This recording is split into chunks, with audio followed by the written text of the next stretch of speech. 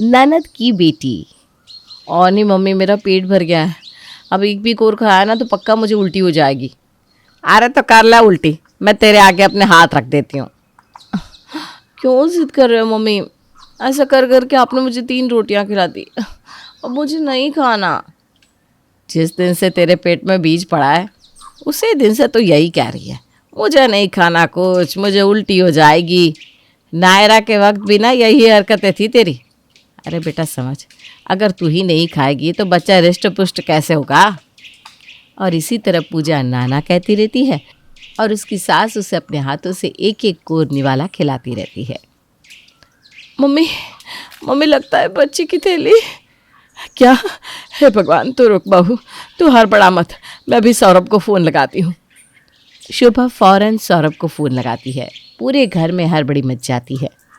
भैया जब तक आएंगे तब तक तो यहीं डिलीवरी हो जाएगी मम्मी, देर करने से फ़ायदा नहीं है, चलिए हम ऑटो से हॉस्पिटल चलते हैं। रास्ते में प्राची सभी को कॉल कर देती है और सभी एक साथ अस्पताल पहुंच जाते हैं। हॉस्पिटल में 5 मिनट के अंदर ही पूजा की डिलीवरी हो जाती है और वो एक नन्ही सी गुड़िया को जन्म देती है। देखा कैसे फट से हो गई डिलीवरी? तू कहती थी नहीं मम्मी नहीं खाना, आप मुझे खाना बहुत खिलाती हो, देख लिया फ़ायदा। मेरी नैना, बहुत भाग्यशाली हूँ मैं मम्मी, जो भगवान ने मुझे 2 बेटियाँ दी है।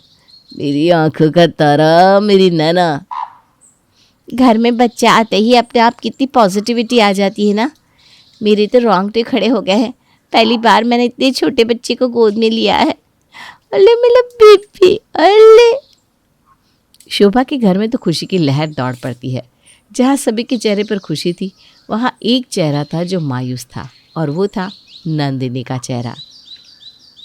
न जाने किस बात की खुशी मना रहे हैं ये लोग। एक बेटी कम थी क्या जो दूसरी भी हो गई? कुछ नया तो हुआ नहीं। कितनी सेवा की मम्मी ने इसकी, हमेशा इसके आगे पीछे घूमती रहती थी। काजू बर्फ़ी, रसगुल्ले, फल, क्या क्या नहीं खिलाया, पर क्या फ़ायदा हुआ? इस बार भी लड़की हो गई और मम्मी को अफसोस भी नहीं हो रहा।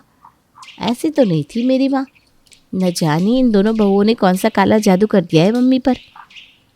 दीदी आप भी गोद में ले लो ना नैना को, पहला हक तो आपका ही बनता है, बुआ जो है नैना की। ना भाई ना, मैं आप लोगों की तरह सठिया नहीं रही हूँ। न जाने कौन सी खुशी आ गई है, कौन सी लॉटरी लगी है जो यहाँ सभी बावले हुए बैठे हैं। और आपको दिमाग नहीं है भाभी, जब एक बेटी हो चुकी थी तो दूसरी बेटी कैसे कर लिया आपने? सिस्टम्स तो सेम रहे होंगे ना, समझ तो आ ही गया होगा आपको कि आपकी पेट पे बेटी है, नहीं तो टेस्ट करवा लेती। ये कहकर नंदिनी जनरल वार्ड से बाहर निकल जाती है। नैना को लेकर सभी अपने घर वापस लौट आते हैं। दिन भर अपनी दोनों भतीजियों को देखकर नंदिनी खुद ही खुद में कुढ़ती रहती है। एक शाम जब शोभा सास बहू सीरियल में बेटे की विदाई देखकर रो रही थी, तभी मौके का फ़ायदा उठाते हुए नंदिनी कहती है, कौन सी बेटी टिकी है अपने माँ बाप के पास? मैं भी किसी न किसी दिन चली जाऊंगी मम्मी।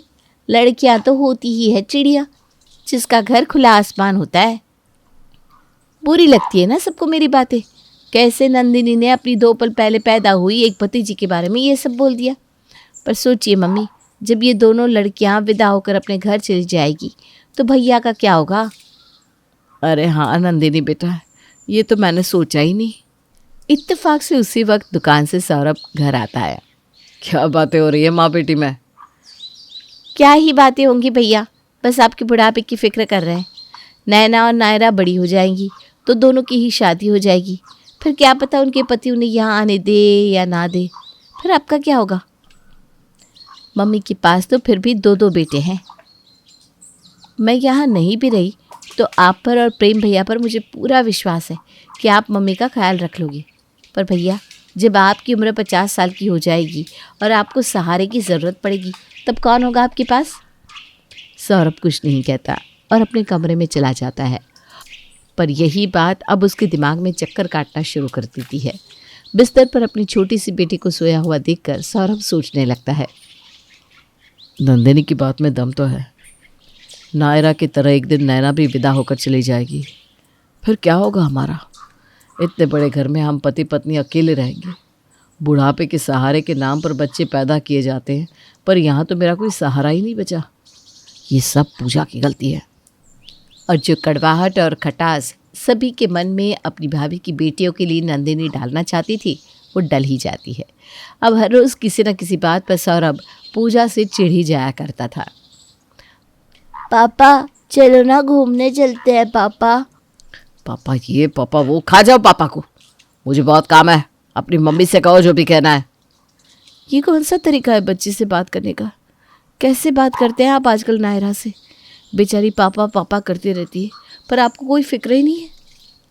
मुझसे पूछकर बच्चे पैदा किए थे क्या तुमने? तुम्हारा क्या है, तुम तो फ़ौरन बोल देती हो, ले जाओ इन्हें घुमा कर ले आओ, ये कर दो वो कर दो। इनकी शादी पर भी तो खर्चा है, वो सब भी तो मुझ पर ही आएगा ना। नहीं करूँ काम, सारे पैसे खर्च कर दूँ? अरे इनकी शादी के लिए पैसे जमा करने हैं, अपने बुढ़ापे को देखना है। अब इनकी फरमाइशें पूरी करूँ, सब पैसे ख़त्म कर दूँ तो फिर कौन देखेगा मुझे बुढ़ापे में? ये दोनों तो चली जाएंगे अपने घर। अपने बेटे बहू के कमरे से चीखने चिल्लाने की आवाज़ सुनकर शोभा उनके कमरे में जाती है। पीछे पीछे बाकी सब भी वहाँ पहुँच जाते हैं। गलत नहीं कह रहा है सौरभ पूजा, तू भी किसी घर से विदा होकर आई है। कितनी तकलीफ़ें होती है एक बेटी के बाप हुई, ये तुझसे छुपा। सौरभ से लड़ने की बजाय उसकी परेशानी को समझना चाहिए तुझे। अब जो भी हो, एक बात मैं साफ साफ कह देती हूँ, और ये हिदायत सभी के लिए है। प्राची, आज नहीं तो कल तुम्हें भी माँ बनना है। मेरी जानकारी में एक बाबा है, उनकी भभूत लगाने से बेटा ही होता है। तो जब भी ऐसे कोई खबर आने वाली हो मुझे पहले ही बता देना। ये सुनते ही प्राची घबरा जाती है। आपके चेहरे का रंग क्यों उड़ गया प्राची भाभी? मम्मी कोई दुश्मन है क्या आप लोगों की? सही तो कह रही हैं। प्रेम भैया, अब आप ही बताओ, पहले ही घर में 2-2 लड़कियां हैं, अब तीसरी लड़की लाकर हम क्या करेंगे? इसी तरह 2 महीने निकल जाते हैं और एक दिन प्राची को पता चलता है कि वो माँ बनने वाली है। हे भगवान, ये तो पॉजिटिव आ गया। घर पर किसी को बताओ या नहीं बताऊं? प्राची को कुछ समझ में नहीं आता। वो सबसे पहले रसोई में अपनी जेठानी के पास जाती है और उन्हें सब कुछ बताती है। अरे प्राची, तू घबरा क्यों रही है? ये तो बड़ी खुशी की बात है। पर भाभी, आपने देखा नहीं कैसे उस दिन मम्मी ने कहा था कि जो भी बहू प्रेग्नेंट हो मुझे बताए। वो मुझे किसी बाबा के पास ले गई तो नहीं, मुझे अपने बच्चे के साथ छेड़खानी नहीं करवानी भाभी। भगवान तो जो दे मुझे सब मंजूर है। मम्मी ऐसी नहीं है प्राची, पता नहीं आजकल उन्हें क्या हो गया है। पर तुझे याद नहीं क्या, नायरा और नैना दोनों के वक्त मम्मी ने मेरा कितना ख्याल रखा था। जैसे ही उन्हें पता चलेगा कि तुम माँ बनने वाली हो, सबसे ज़्यादा खुश तो वही होंगी। एक काम कर, थोड़ा समय ले, आज रात के खाने के वक्त सभी को एक साथ ये खुशखबरी बता देना। फिर देखना कैसे घर का ये ख़राब माहौल आने वाला नन्हा मेहमान अच्छा कर देता है। आई होप सो भाभी, होप सो। रात को खाने के लिए जब सब एक साथ बैठे थे, संतोष कहता है, मुझे आप सबसे एक बात करनी थी। नंदिनी अब बच्ची तो रही नहीं, 27 साल की हो गई है। अपनी दुकान के सामने जो प्रिया गारमेंट्स नहीं है, उसके बड़े बेटे का रिश्ता नंदिनी के लिए आया है। वो नंदिनी को देखना चाहते हैं, इसीलिए मैंने उन्हें कल घर ही बुला लिया है। ये तो बहुत अच्छी खबर दी आपने जी। प्रिया गारमेंट्स वालों के तो दोनों ही बेटे लायक हैं। दिन भर दुकान में रहते हैं, ना इधर उधर जाना, ना बेकार में समय बर्बाद करना। कोई नया संबंध बनेगा तो घर का माहौल थोड़ा सा अच्छा ही हो जाएगा। वैसे एक और गुड न्यूज़ भी है मम्मी जी, प्राची माँ बनने वाली है। क्या?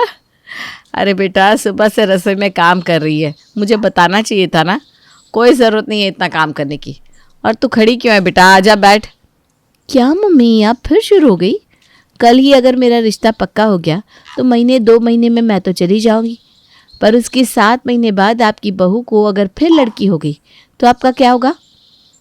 अरे अभी के अभी ले जाओ भाभी को उस भभूत वाले बाबा के पास और उनसे विनती करो कि कुछ ऐसा चमत्कार करे कि भाभी को लड़का ही हो। अरे हाँ बेटा, ये बात तो तूने ठीक ही कही, मेरे तो दिमाग से निकल गया था। मैं कल ही प्राची को भभूत वाले बाबा के पास ले जाती हूँ। अगली सुबह होती ही शोभा प्राची को भभूत वाले बाबा के पास ले जाती है। पता नहीं कितने दिन और देती कि इस षड्यंत्र को सहना होगा हमें। जल्द से जल्द इनकी शादी हो भगवान, और वो अपना रास्ता नापे। मेरे बच्चे को उनके साए से बचाना भगवान। चल बाबू चल, बाबा से मेरी पर्सनल बातचीत हो गई है, वरना इतनी भीड़ में लाइन लगेगी तो हमारा नंबर तो कल तक आएगा। मेरा बच्चा तो मेरे पेट से कहीं नहीं जा रहा ना मम्मी जी, मुझे कभी और भभूत दिलवा दीजिएगा। मैं क्या सोच रही हूँ, आज शाम को लड़के वाले दीदी को देखने आ रहे हैं ना, भभूत लेना ही है तो दीदी का नाम ले लो ना, ताकि पहली बार में ही बातचीत पक्की हो जाए। और इस तरह शुभा को अपनी बातों में फंसाकर प्राची अपने बच्चे को इन चीज़ों से बचा लेती है। शाम को लड़के वाले नंदिनी को देखने आते हैं और फौरन रिश्ता पक्का कर देते हैं।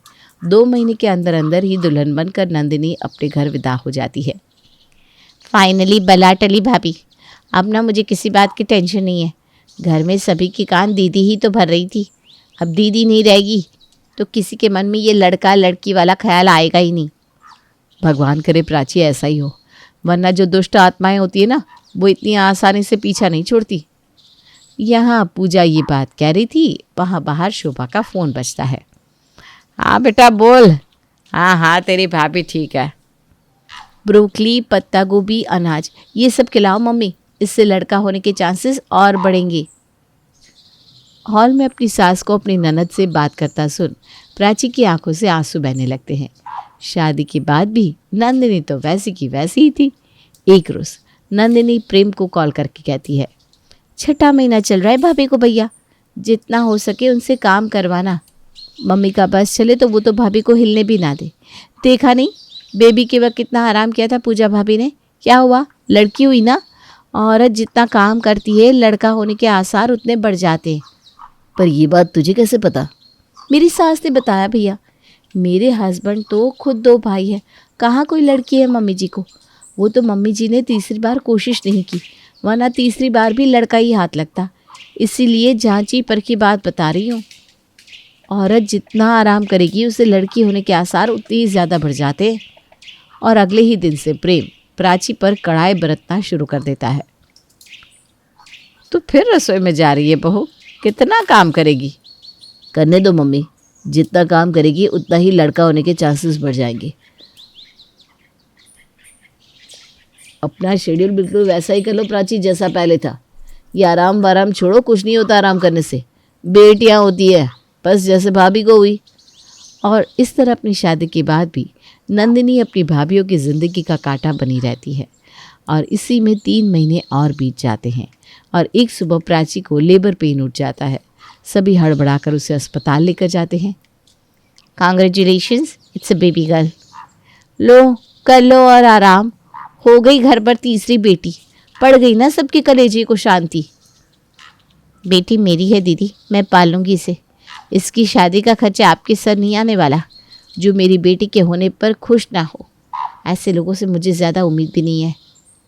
साल भर भी नहीं हुआ मेरी शादी को और तुम्हारी बहुएं मुझसे बहस कर रही हैं मम्मी। मेरा क्या है, मेरा तो अपना घर है, चली जाऊंगी अपने घर। तुम्हारा क्या होगा देख लो मम्मी, ननद पर आते आते कल को सास पर ना आ जाए। दीदी प्लीज़ आप अभी मुझे बख्श दीजिए, मेरी तबीयत ठीक नहीं है। अभी अभी मेरी डिलीवरी हुई है, कहीं स्टिचेस टूट ना जाए। ये तो भतीजे की चाह में मैं यहाँ आ गई, वरना मुझे कोई शौक़ नहीं है आने का। पर एक बात कहकर जाती हूँ मम्मी, अगर पोता चाहिए तो दूसरी शादी कर दो अपने बेटों की, क्योंकि कमी मेरे भाइयों में नहीं तुम्हारी बहुओं में है। ये कहकर नंदिनी वापस अपने ससुराल चली जाती है। 1 हफ्ते बाद सभी हॉल में बैठे थे, तभी नंदिनी का हाथ पकड़े करण उसे खींचता हुआ सभी के सामने लेकर आता है। ये लीजिए, संभालिए अपनी बेटी को। आप सबने मिलकर धोखा दिया है मुझे। इतनी बड़ी बात आप लोगों ने मुझसे छुपाई। मेरा तो वंश ही आगे नहीं बढ़ने देगी आपकी बेटी। ऐसी क्या बात हो गई दामाद जी, कोई गलती हो गई है क्या हमसे? क्या गलती ससुर जी, क्या गलती? गलती तो मुझसे हुई है, जो ऐसी लड़की से शादी कर ली जो कभी माँ ही नहीं बन सकती। 4 महीने से हम ट्राई कर रहे हैं कि हमें कोई बच्चा हो जाए, पर कुछ नहीं। वो तो भलाओ मेरे मम्मी का, जिन्होंने मुझे टेस्ट करवाने की सलाह दी और उसमें पता चला कि आपकी बेटी कभी माँ ही नहीं बन सकती। अरे बनेगी भी कैसे? जिस लड़की के मन में दूसरों के लिए इतनी कड़वाहट हो, वो कभी खुद तो माँ बन ही नहीं सकती। ऐसा मत कहिए दामाद जी। तो क्या ऐसी लड़की की आरती उतारूं मैं जो एक बच्चा भी नहीं दे सकती? और साले साहब को देख लीजिए, जो खुद अपनी बीवी से बस इस कारण सही से बात नहीं करते क्योंकि उसने एक लड़की को जन्म दिया है, वो अब मुझे सलाह देंगे। मेरी बेटियों को हमेशा कोसती थी ना दीदी आप। कहते ना ऊपर वाले की लाठी में आवाज़ नहीं होती। बहुत कोसा है आपने मेरी छोटी छोटी बेटियों को। ये तो भगवान का रूप है। दो दो माँओं की हाय ली है दीदी आपने। कम से कम हमारे पास बेटियां तो हैं जो हमें माँ कहती हैं, पर भगवान ने तो आपसे भी वो हक छीन लिया। हमारा घर तोड़ा है दीदी आपने, पर इसके बाद भी हम कभी ये नहीं चाहेंगे कि आपका घर टूटे। इतना भला मत चाहिए अपनी ननद का भाई, इस लायक है ही नहीं। मैंने तो कभी बच्चों की सोची नहीं थी। मेरा तो मानना था कि पत्नी के साथ ही जीना, पत्नी के साथ ही मरना। पर आपकी ननद 24 घंटे मम्मी जी को फ़ोन करके यही पट्टी पढ़ाती रहती है कि कैसे अगर पोता ना हो तो प्रेम की दूसरी शादी करवा दी जाए। जो लड़की अपनी भाभीियों को बेटे ना होने पर इतना कुछ कह सकती है, उसे अगर बच्चा ना हो तो मैं उसे क्यों रखूं? दूसरी शादी तो अब मैं करूँगा। बेटियों के नाम पर इसने अपना मायका बर्बाद कर दिया तो इसका ससुराल क्यों बचे? आज जाकर मैं एक बच्चा गोद भी ले लूँ, पर उसमें भी नंदिनी को एक बेटा ही चाहिए। ऐसी सोच वाली लड़की मुझे अपने घर में नहीं चाहिए। ऐसा मत कहिए जीजा जी, ऐसा मत कहिए। कहाँ जाएगी मेरी बहन? लोग क्या कहेंगे कि भरी जवानी में इसके पति ने इसे छोड़ दिया। ठीक है, नहीं छोड़ता, पर दूसरी शादी तो मैं करूँगा ही। नंदिनी चाहे तो एज अ सेकेंड वाइफ मेरे घर पर रह सकती है। उससे ज़्यादा हमारे बीच और कुछ नहीं होगा। ये कहकर करण वापस लौट जाता है। आज तक बेटियों के नाम पर अपनी भाभी को कोसती रहती नंदिनी का खुद का ससुराल आज टूट रहा था। पूजा और प्राची के पास माँ कहने लायक बच्चियाँ तो थी, पर नंदिनी, उससे तो भगवान ने ये सुख भी छीन लिया था। क्यों हुआ भगवान, क्यों हुआ मेरे साथ ऐसा? बेटी ही देता भगवान तो मुझे कम से कम ये बांझ होने का कलंक तो मुझ पर नहीं लगता। मेरा पति दूसरी शादी करने की बात तो नहीं करता। शायद ये मेरी करनी का ही फल है। 3 देवियों जैसी भतीजियों के खिलाफ सभी के कान भरे थे मैंने। ये तो मेरे साथ होना ही था।